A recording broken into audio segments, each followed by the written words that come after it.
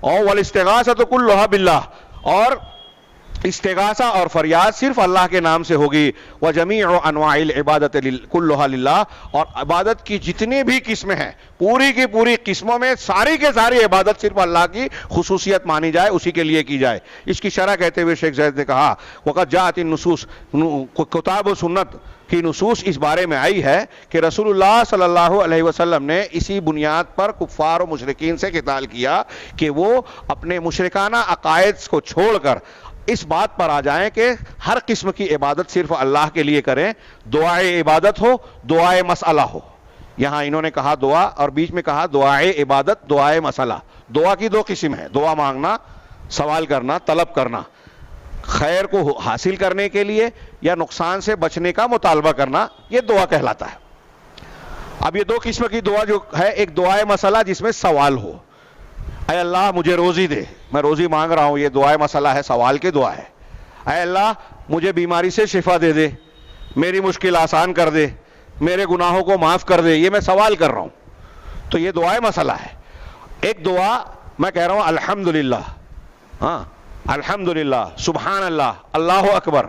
تمام تعریف اللہ کے لیے، اللہ سب سے بڑا ہے، لا حول ولا قوت الا باللہ، اللہ کے سوا کوئی طاقت و قوت نہیں ہے، کوئی بھی یہ طاقت نہیں رکھتا کہ کسی حالت کو بدل دے۔ یہ اس میں مطالبہ نہیں کر رہا ہوں، لیکن اللہ کا ذکر کر رہا ہوں، اللہ کو پکار رہا ہوں۔ میں نماز پڑھ رہا ہوں، کوئی نماز پڑھ رہا ہے، کوئی حج کر رہا ہے، کوئی زکوٰۃ دے رہا ہے، اس میں دعاؤں کے علاوہ جو اللہ کی عبادت کر رہا ہے وہ دعائے عبادت ہے،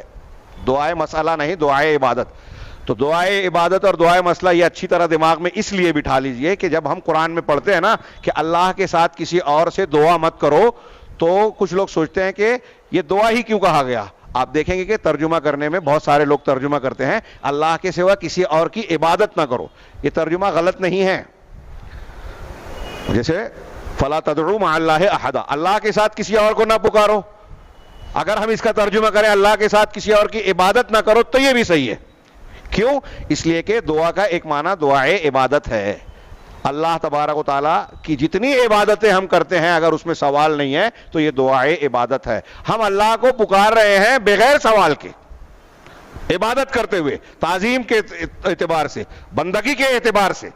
تو جتنی عبادتیں ہیں اس اعتبار سے دعا کے معنی میں شامل ہے۔ چنانچہ اللہ تبارک و تعالیٰ نے قرآن و حدیث ہمیں بتاتی ہیں، شیخ زید کہہ رہے ہیں شرح میں، قرآن حدیث بتاتی ہیں کہ اللہ کے رسول صلی اللہ علیہ وسلم نے مشرکین کفار سے قتال اس لیے کیا کہ ساری دعا، وہ دعائے عبادت ہو یا دعائے مسئلہ، اللہ کے لیے ہو، ساری نظر اللہ کے لیے ہو، اس لیے کہ نظر بھی اللہ کی عبادت ہے، اور جب اللہ کی عبادت ہے تو اسے غیر اللہ کی طرف پھیرنا کسی طریقے سے بھی جائز نہیں ہے۔